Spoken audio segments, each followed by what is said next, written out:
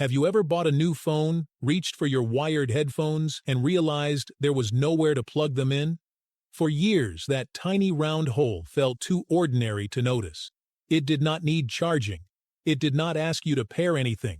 It did not care what brand your headphones were. You plugged in a cable and sound came out. Then, almost suddenly, it started vanishing from premium smartphones. Companies called it progress. Many users called it a problem. Both sides had a point. The jack was simple and reliable, but the modern smartphone was becoming crowded, sealed, wireless, and tied to ecosystems. So why did phone makers remove something that works so well? It was old before smartphones were even born. The headphone jack was not born with a smartphone. Its story reaches back to the late 19th century, when telephone operators used large plugs to route calls through switchboards. Those early plugs were built for work, not music. But the idea was already there. One connector could carry sound from one place to another. Over time, engineers made smaller versions. The 3.5mm connector eventually became the familiar standard for portable audio, and it followed people through generations of devices. It was on cassette players, CD players, MP3 players, laptops, gaming consoles, car stereos, speakers, and eventually smartphones. Its real power was not that it felt futuristic. Its power was that it worked almost everywhere.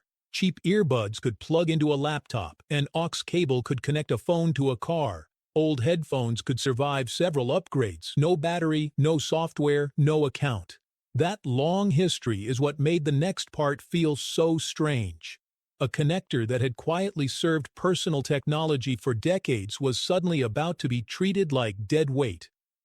The moment the headphone jack became controversial. The turning point came in 2016 when Apple introduced the iPhone 7 without the 3.5mm headphone jack. It was not the first phone to remove it, but it was the moment the decision became impossible to ignore. The reaction was immediate because the jack was still part of daily life. People had wired earbuds in their bags, cables in their cars, and speakers that depended on that tiny round port. Suddenly, one simple habit required an adapter, new headphones, or Bluetooth. That is why the backlash felt personal. A port had disappeared, but users felt something larger had been taken away: choice. Some phone makers mocked the decision at first. Later, many followed, especially on premium models. The headphone jack slowly moved from standard feature to nice bonus, surviving more often on budget and mid-range phones than on flagships. Still, the story is not as simple as companies wanted to sell new earbuds. They had real engineering reasons, too. Wireless audio finally became good enough. For years, Bluetooth audio felt like a compromise. Connections dropped. Sound quality could disappoint. Batteries died at the wrong moment.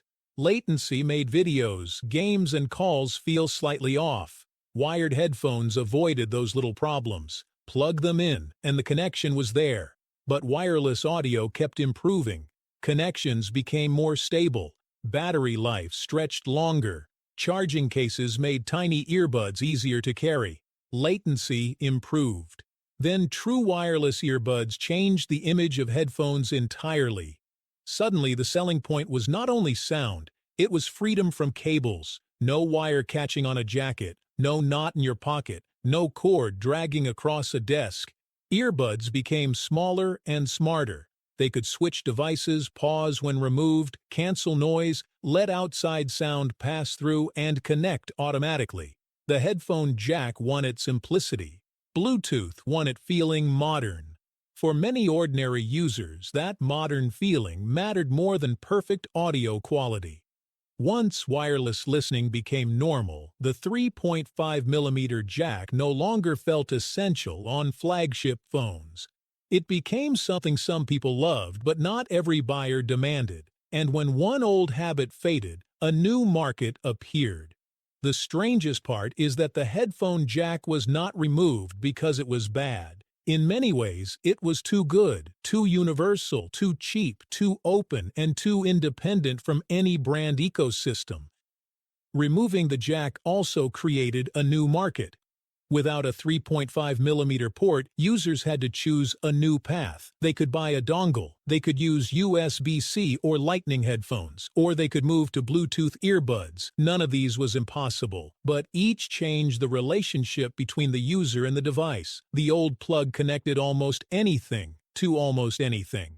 The new options pulled users toward ecosystems. In place of one universal whole came adapters, wireless earbuds, charging cases, premium features, and brand-specific convenience.